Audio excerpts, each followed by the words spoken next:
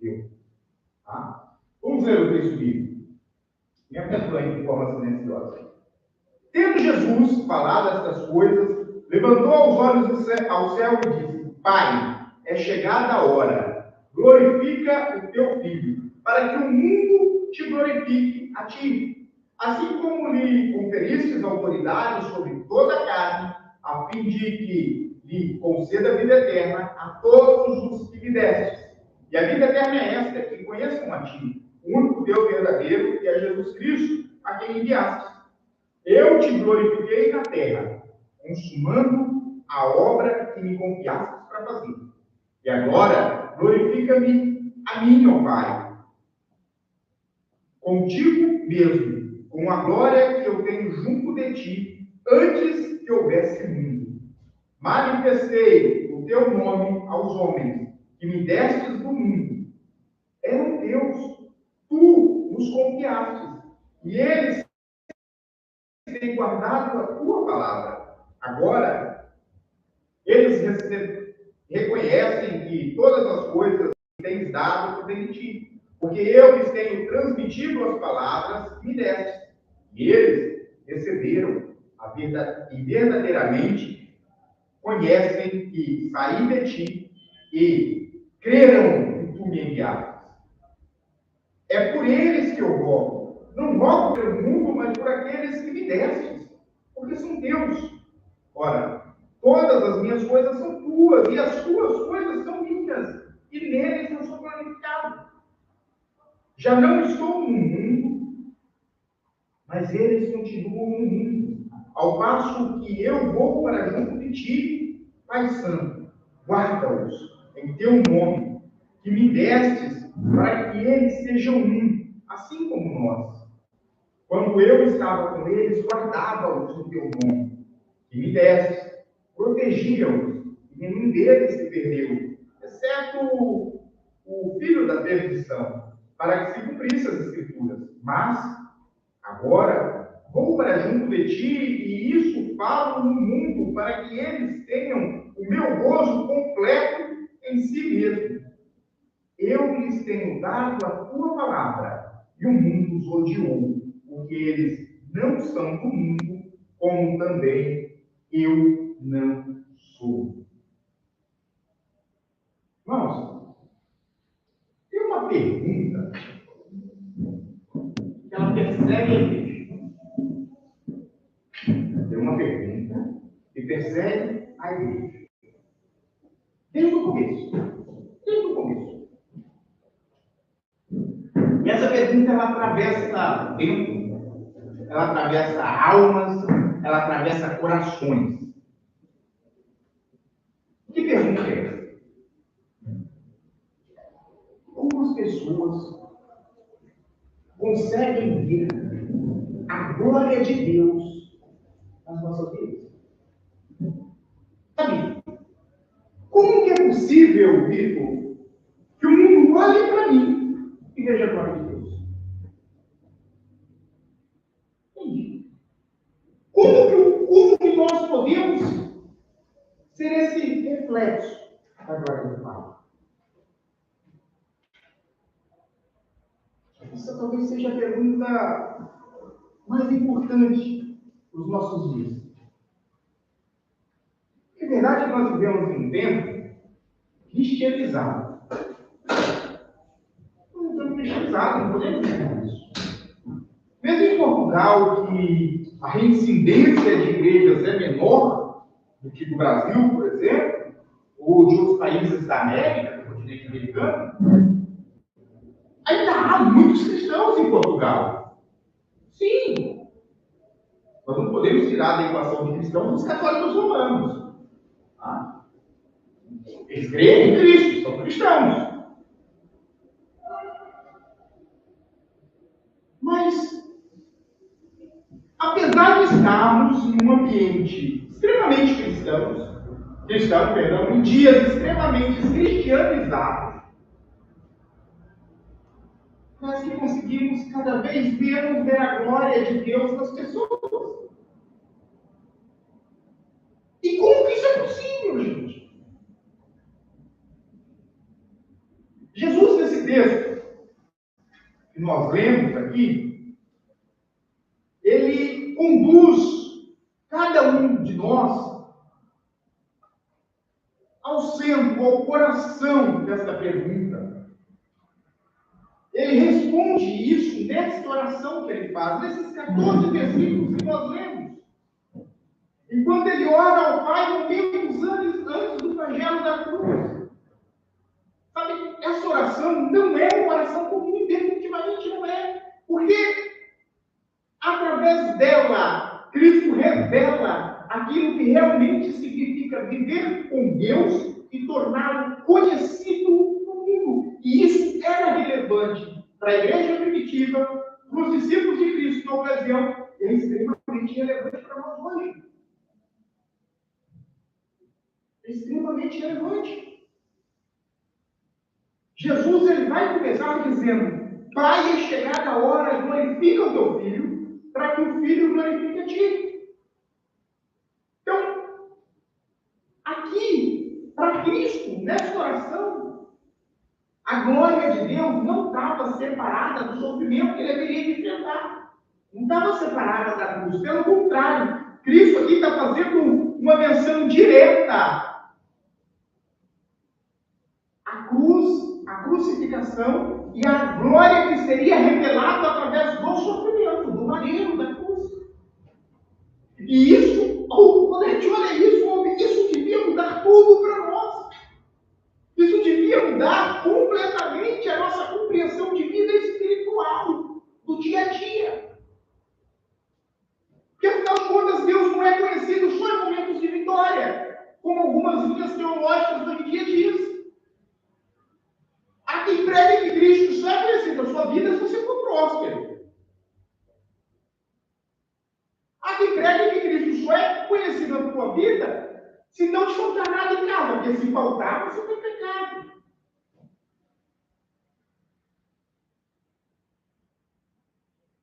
Eu acho que esse povo nunca migrou. Não, eu acho que nunca saíram do fundo da casa deles. Porque não tem lógica com um negócio desse. Vamos. É justamente o contrário. Percebe? É justamente o contrário. Deus é glorificado principalmente quando a presença dele sustenta o coração do crente no meio do sofrimento. Deus é glorificado principalmente quando na cruz nós enxergamos o amor que ele entrega em favor da ovelhinha ferida.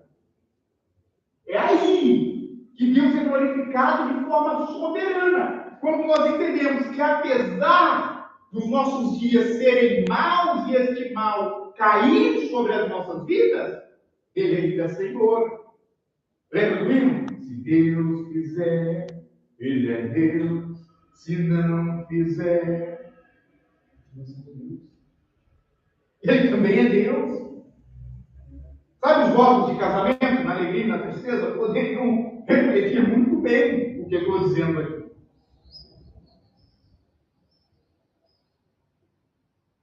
Nós podemos observar nos dois primeiros versículos que nós lemos, no versículo 1 e 2, que a glória de Deus, ela se manifesta em especial na missão de Cristo. Qual que é a missão de Cristo? O Verbo encarnado. É anunciar o reino do Pai, é trazer a salvação aos homens. O Evangelho é o poder de Deus para a salvação dos homens. É isso? Então, meus irmãos, o sofrimento de Cristo, a cruz, o sacrifício, o martírio de Cristo, é nos apresentado como a revelação da glória do Pai. Não como uma derrota. Não como culpa de algo. E aí nós precisamos olhar para o que é a cruz para Roma. No tempo de Cristo, era comum a crucificação como forma punitiva. Porque, em resumo, era uma forma de usar o infrator, ou o opositor do regime, ou o criminoso condenado como exemplo. Imagine uma sentença sendo aplicada de forma pública, uma sentença extremamente dolorosa, sendo aplicada de forma pública num lugar em que toda a cidade de visitantes conseguiam ver. Só o terror psicológico disso, para os nossos dias, é absurdo. No caso especial de Cristo, Roma via na cruz, o Império Romano, o Império Romano, os imperadores e tal. Roma via na cruz a forma de matar o mensageiro e a mensagem. Entende? Eles não estavam só matando Cristo, era uma forma de matar, sufocar a mensagem que Cristo pregava. Isso, talvez por medo, as pessoas viram o que Cristo tinha passado, as chicotadas, a procissão. Ou vocês acham que foi a todos que fizeram Cristo carregar a cruz no meio de Jerusalém? Isso é usar de exemplo. Aí, não, esse é o líder. Se os seguidores verem que o líder passou por isso, os seguidores vão abandonar essa ideia maluca. Então vamos usar como exemplo. Vamos usar como exemplo. Então, seja por meio do medo, seja da pena de morte, da cruz, seja por acabar caindo no esquecimento, a mensagem, a ideia de Roma era sufocar, matar o mensageiro e a mensagem. Isso que acontece no oposto. Ao invés disso tudo, a autoridade de Cristo é destacada na sentença. Tanto que é posto sobre o madeiro, no ápice do madeiro, sobre a cabeça de Cristo, rei dos judeus. E os sacerdotes, não, tira! Tira, porque afinal não. E o que o imperador, o governador diz, não, eu fiz. Está feio. Ficará feio. Mesmo quando tentam sufocar a mensagem, a missão de Cristo, ela exalta a glória de Cristo. No texto que nós lemos, Jesus disse: Pai, é chegada a hora, glorifica o teu filho. Para vocês, quem é glorificar?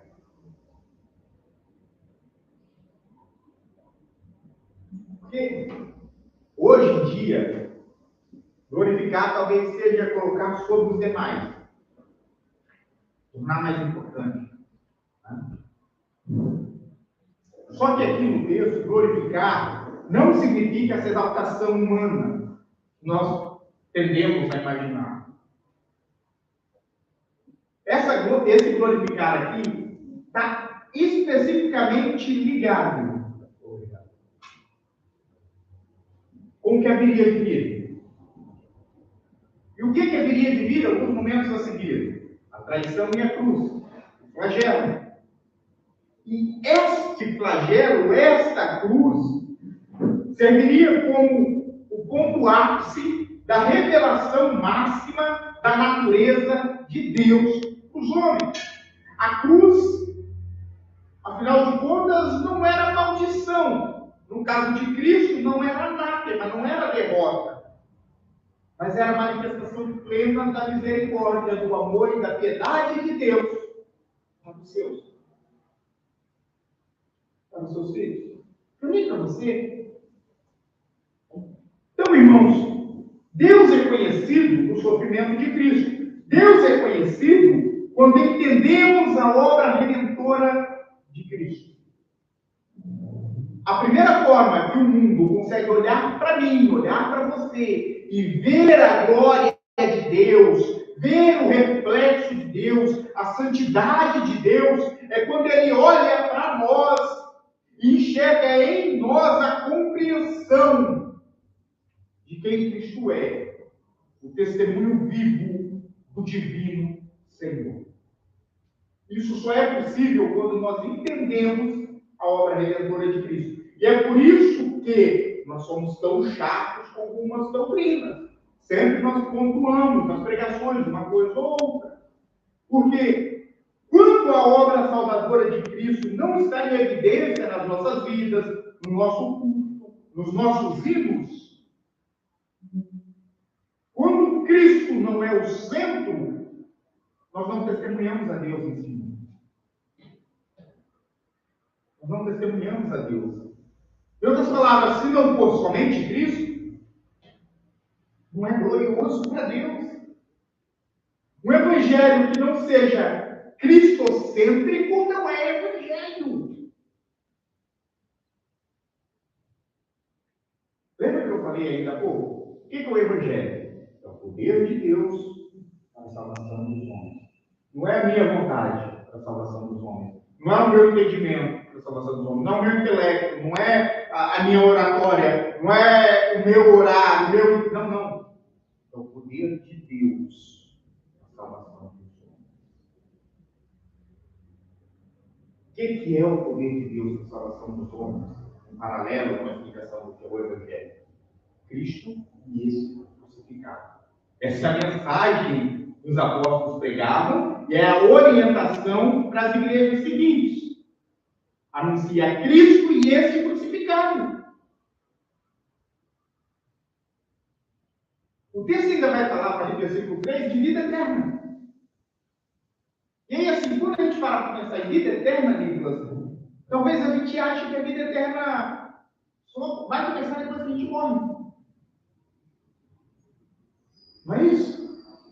Ou seja, a gente vive, aí Arthur, a gente morre. Aí termina a vida passageira e começa a vida eterna. Não, isso está errado. Não é isso. Não é assim que funciona. A vida eterna, se nós pudermos pôr em português bem fácil de entender, é uma vida infinita, sem fim. Só que essa vida sem fim não se resume só em viver eternamente.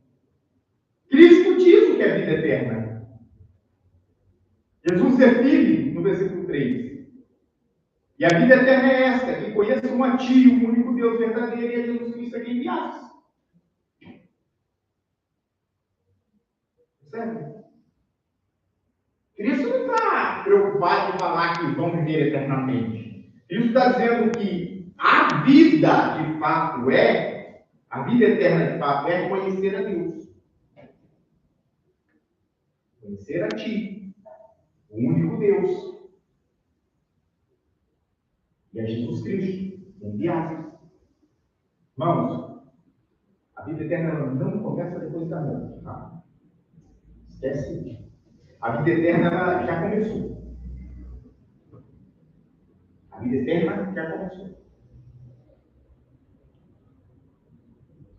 Não é apenas viver para sempre. É um relacionamento contínuo. Conhecimento pessoal com Deus Criador.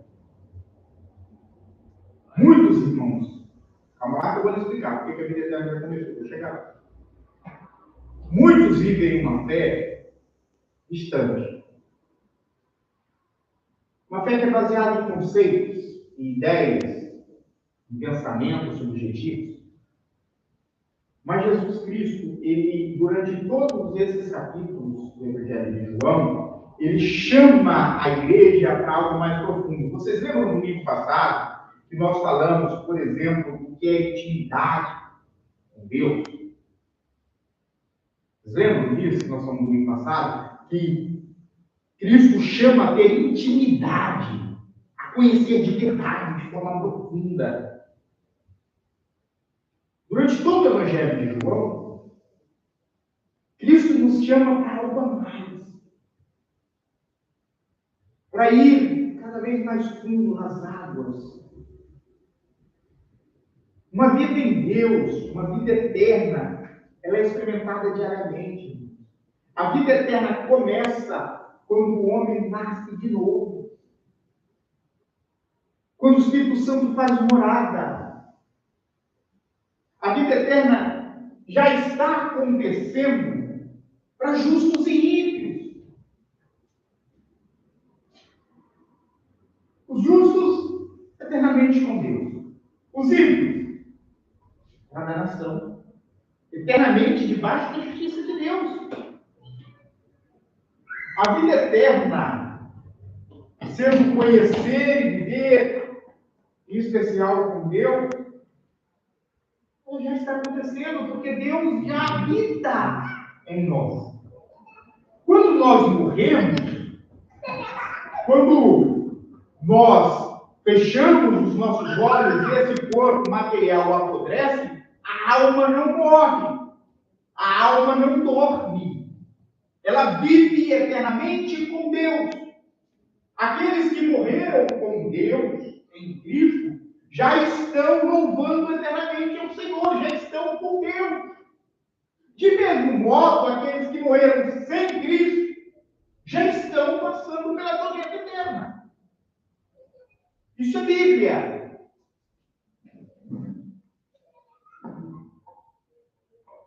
Isso. Nossa vida começa de verdade quando refletimos quem Ele é. Sabe? Viver um relacionamento com Deus, conhecer aqui no texto, não é informação aprendida, não é ensino passado. O conhecer de Cristo está falando aqui é intimidade. É quando Deus deixa de ser uma crença e passa a ser uma presença real na vida do cristão. Conhecer aqui é quando Deus se torna abundante e frequente no seu dia a dia. E a vida eterna, ela está inseparavelmente ligada a esse conhecer, ao gnóstico, ao verbo grego gnóstico, que implica em existência, em intimidade, em experiência, em transformação, em estar próximo, estar juntos. Quando conhecemos a Deus, a vida eterna deixa de ser um conceito que nós esperamos e passa a ser algo que nós vivemos.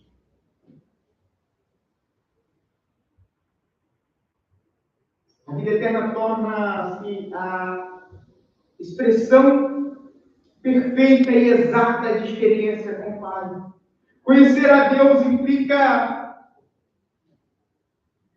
em ter quem nós somos transformados para a glória dele.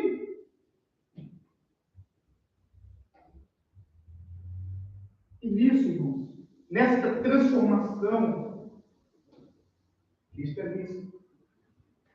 Cristo é visto pelos nossos familiares, pelos nossos amigos, pelos nossos conhecidos e por quem sequer conhecemos. Quando a nossa vida é regida de uma forma diferenciada. Quando tudo que fazemos serve para glorificar somente a Deus. Então, não basta nós sabermos sobre Deus, não basta escutarmos sobre quem Deus é, não basta observar o agir de Deus. Não. Na realidade, é preciso viver com Deus de forma inseparável. O agir de Deus precisa fazer parte da nossa rotina. O enxergar, o ouvir a voz de Deus, o conversar com o Pai, precisa fazer parte do nosso amanhecer, do nosso entardecer e do nosso anoitecer. Jesus Cristo, ao fazer essa oração sacerdotal, ele afirma que ele manifestou o nome do Pai aos homens que estavam no mundo e que Deus, o Pai, deu a ele. A partir do versículo 6 até o versículo 8. E aí nós temos uma outra palavra aqui que nos traz uma real importância para a nossa mensagem essa noite. O nome. Nós banalizamos o nome. Nós brincamos, né, com nomes, apelidamos, fazemos joguinhos com os nomes, né? Abreviamos. Mas a verdade é que, no tempo bíblico, no tempo de Cristo, o nome tinha peso, tinha significado. A pessoa ganhava o nome de João, Marta, Maria, o que fosse, com base no caráter dele. Nós temos, por exemplo, quando vai ser anunciado o nascimento de Jesus a Maria, que diz que o nome dele será Manuel. Não é isso? Por quê? Porque ele vai salvar, ele é o Salvador. O nome de Jacó, por exemplo, remetendo à personalidade de Jacó. Nome, no contexto bíblico, representa caráter, representa essência, representa a totalidade de quem a pessoa é. E aí Jesus Cristo vai dizer que ele manifestou o nome, tornou conhecido o nome de Deus aos homens que Deus deu aos discípulos. O que Cristo está dizendo, o que Cristo está afirmando aqui, é que ele revelou o nome do Pai aos discípulos. Que ele explicou o caráter de Deus, a essência de Deus, a forma de agir de Deus aos discípulos. Tudo isso tornou-se conhecido de cada um dos discípulos. Ou seja, ele não chegou e apresentou títulos. Eu sou El Shaddai, Adonai, Elohim, Abá. Não. Ele apresentou o caráter de Deus. Quem Deus era, como Deus agia, o que Deus queria. Ele desvelou o coração, desvendou, mostrou o que estava no coração do Pai aos discípulos. Esse bloco textual, irmãos, do versículo 6 ao 8, revela a identidade de Deus sendo transferida para a vida da igreja, a saber, aqui dos discípulos, por meio da recepção, da obediência, do ensino, a palavra. A palavra. Observe com atenção o que Cristo diz. Eram teus, e me podeste, me entregou, me deu. Os discípulos, eles foram tirados do mundo e dados a Cristo pelo próprio Pai. E aí, você sendo discípulo do Senhor, você tem que ter algo em mente. A sua identidade, seu RG, o seu cartão cidadão, não pertence mais a esse sistema corrompido que nós chamamos de mundo. Você não é cidadão daqui. Você não pertence a esse mundo.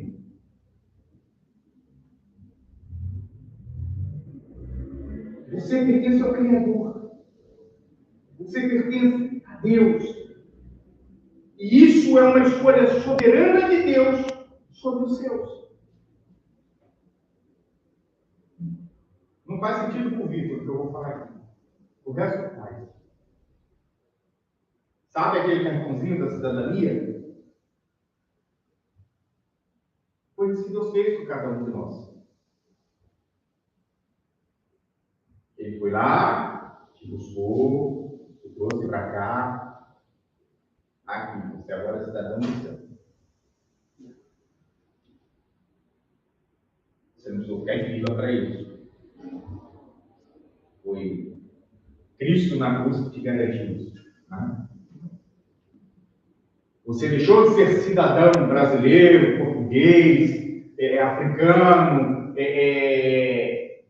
suíço, não sei, tantas nacionalidades, né?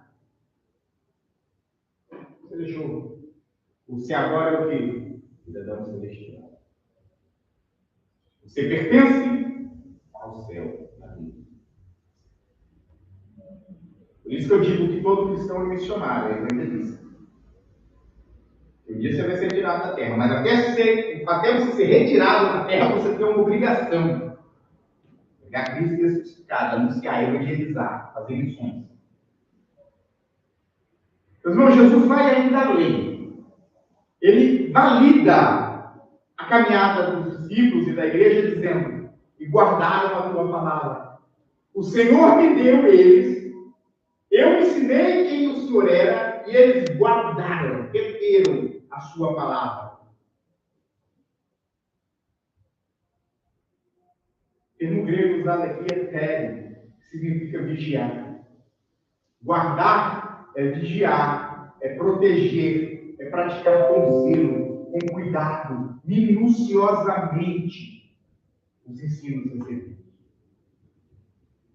Deus, irmão, se torna visível em nós quando a palavra dele deixa de ser um livro empoeirado na estante, que a gente só pega para abrir no domingo, sabe? E passa a ser e a governar nossas decisões do dia a dia, decisões morais, afetivas, sociais, familiares. Quando a palavra de Deus passa a governar todas as nossas escolhas, Deus se torna visível em nós. Não adianta a gente querer ser visto como filho de Deus se nós não conhecemos o nosso Pai. E como é que nós conhecemos ao Pai? Através da palavra dele, o revela a nós. Jesus mostra que os discípulos receberam as palavras dele, compreenderam a verdade da missão de Cristo. Eles creram que Cristo era o enviado divino, que Cristo era Deus. E a fé autêntica, irmãos, nasce dessa assimilação, de compreendermos que Cristo é Deus, que Cristo é Senhor, que Cristo é Salvador. Deus é revelado ao mundo quando a palavra dele, quando Cristo, o Verbo encarnado, molda o nosso caráter. Nós não conseguimos manifestar a Deus nas nossas vidas, tornar Deus e Cristo revelado em nós por esforço próprio. Mas, quando nós permitimos que o nome, a santidade, o amor, a justiça de Deus seja impressa e colada na vitrine da nossa vida, é aí, no meio dessa obediência bíblica, que nós mostramos ao mundo aonde somos. Quando nós mostramos ao mundo a nossa nacionalidade, cidadão do céu. Isso significa que Deus se torna conhecido quando a sua natureza é vista em nós. E isso só acontece por intermédio da palavra dele. Quando a palavra dele passa a moldar as nossas decisões, emoções e atitudes.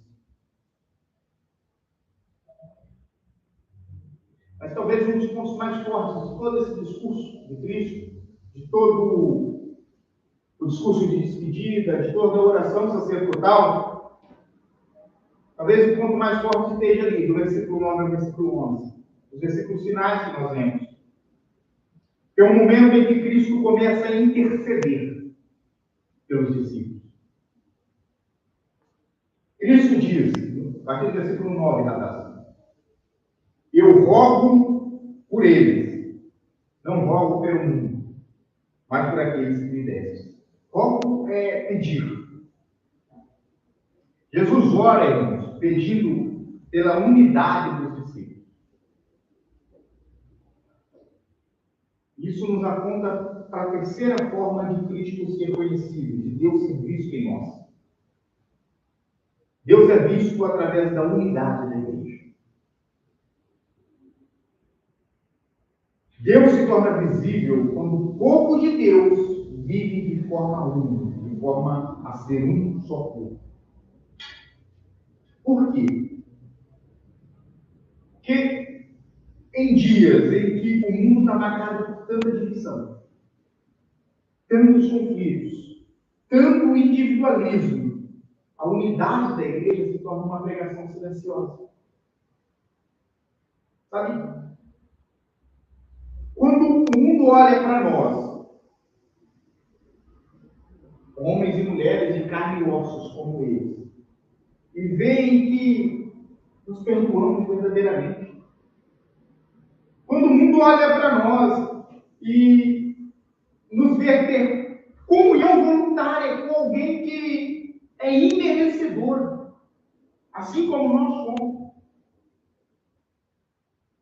olha para tudo isso, eles enxergam algo que não pode ser fabricado. Eles enxergam a presença de Deus em um povo diferente. Em um povo que não é normal aos olhos deles. Porque nós brincamos, nós sorrimos, nós choramos igual eles. Só que Deus em nós faz com que a nossa alegria não seja só nas brincadeiras, seja também no choro. Deus em nós faz com que os nossos braços sempre alcancem aqueles irmãos que estão precisando do outro. Deus em nós faz com que os nossos olhos sempre enxerguem o sofrimento alheio e entenda como agir de forma pastoral para aquele sofrimento. Isso não vem de mim. Isso não vem dos discípulos. Isso vem do mestre. Essa é a maior tensão do texto que nós lemos. Nós estamos no mundo e não somos do mundo, isso é claro. Mas, apesar de pertencermos a Deus, apesar de sermos dele, ainda vivemos fragilidades humanas, e essas fragilidades não nos impedem de abraçá-lo, de reconhecê-lo como Senhor e de confiar nele no dia de amanhã. Isso significa que a nossa vida deve carregar uma identidade que é diferente da identidade do restante das pessoas. As pessoas devem perceber em nós algo que não vem de nós. Eles não podem olhar para a igreja e enxergando que ali é um local onde as pessoas se reúnem. Eles têm que olhar para a igreja como sendo um povo diferente. Povo de oração. Um povo piedoso, zeloso, cuidadoso, acolhedor. Um povo que atraiu a irá, que se abstém de palavras fortes, que não dá mau testemunho e mau exemplo. Um povo que é diferente na forma de agir.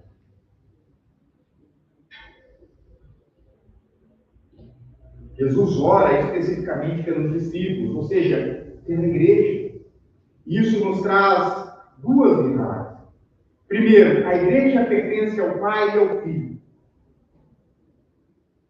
A segunda é que esta igreja que pertence ao Pai e ao Filho, estando no mundo e não sendo do mundo, será perseguida. E sabendo disso, irmãos, é preciso olhar para o fato desta igreja estar em Deus, pertencer a Deus, como uma forma de proteção, cuidado e de direcionamento. Porque Cristo tinha uma missão, anunciar o reino de Deus. E Cristo ortogou essa missão para a igreja, ortogar, Cristo deu, Cristo repassou essa missão para a igreja. Cristo disse para os discípulos: ide de todo mundo, pregar o evangelho, fazer discípulos. Aqueles que crerem e foram batizados serão salvos. Essa é a missão de Cristo, anunciar o reino. A missão de Cristo foi traçada para quem? Para você, para sentar aí na cadeira, para mim.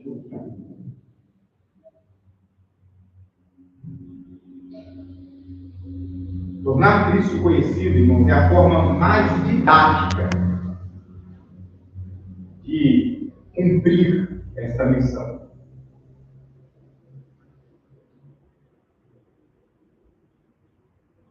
A igreja precisa mostrar que ela é diferente, que ela é excluída por ela incluída.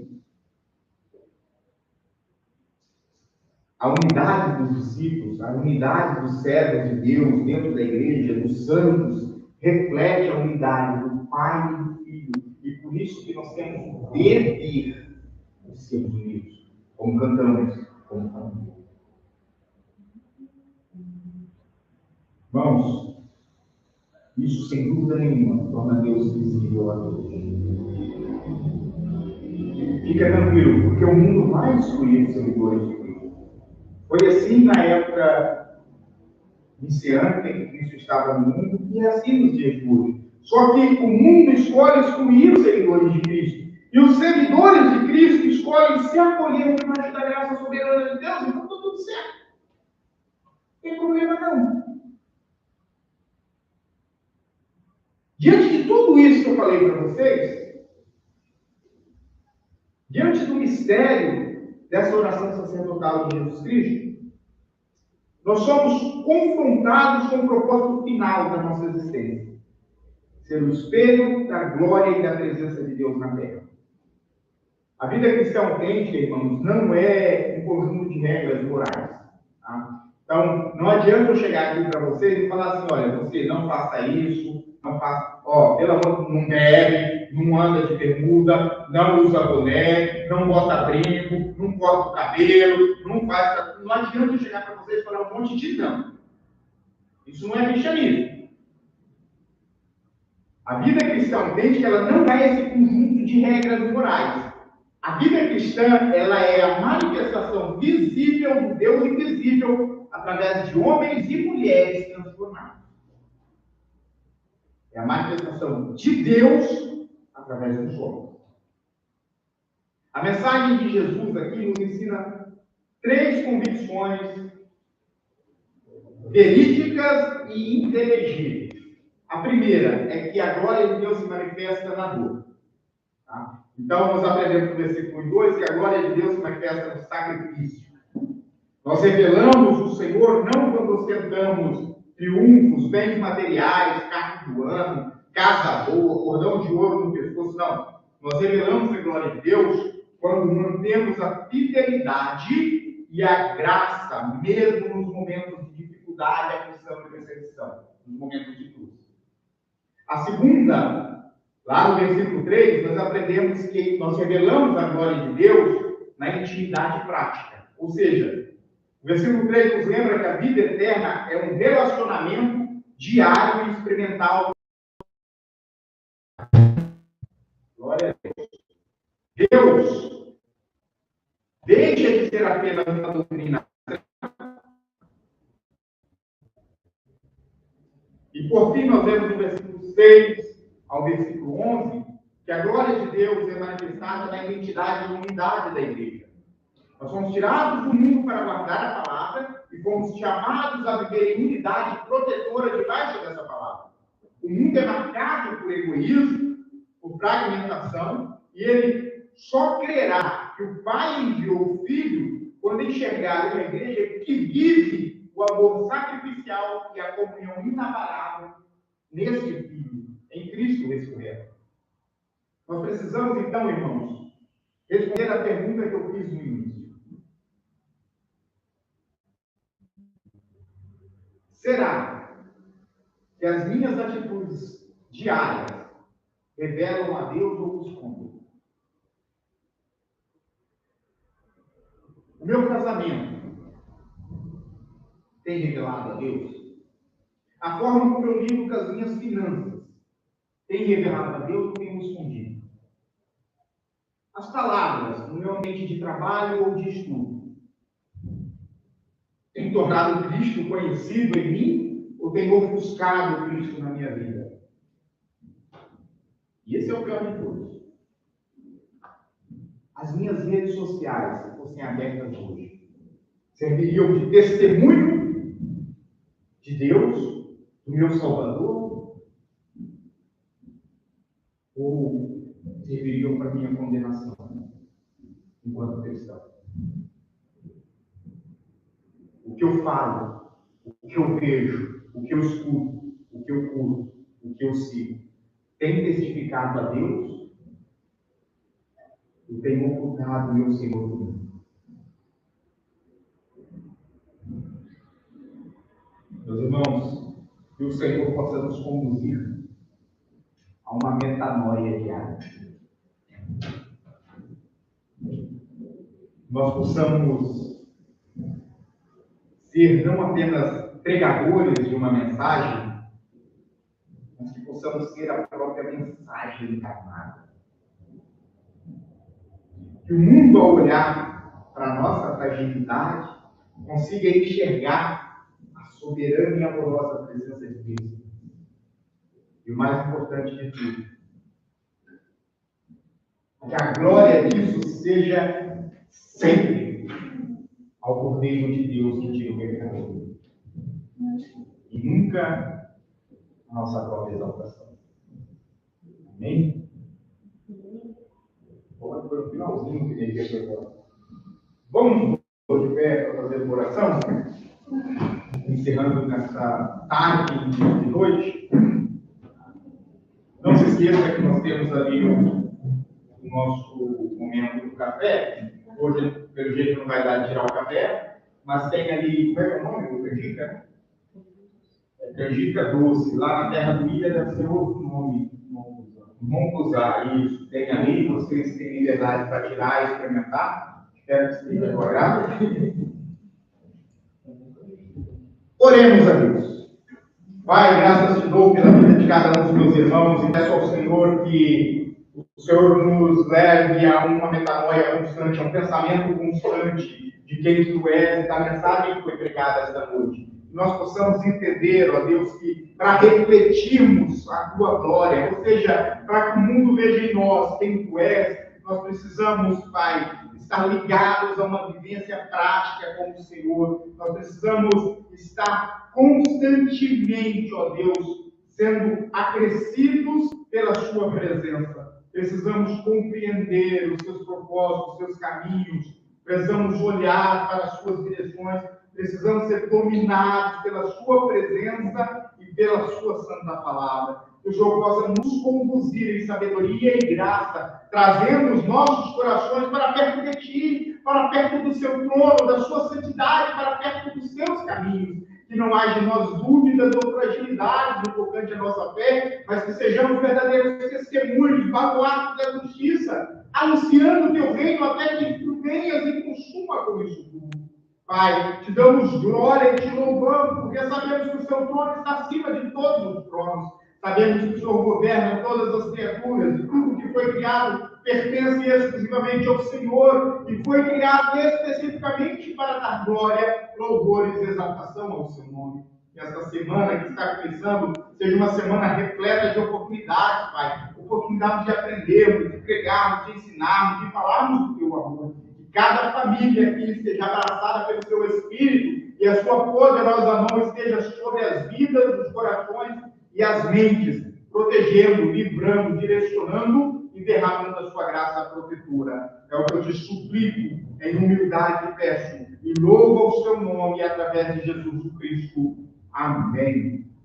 Que a graça de nosso Senhor e Salvador Jesus Cristo, o amor de Deus Pai, a comunhão e as consolações remidos no sangue do Cordeiro, hoje e sempre.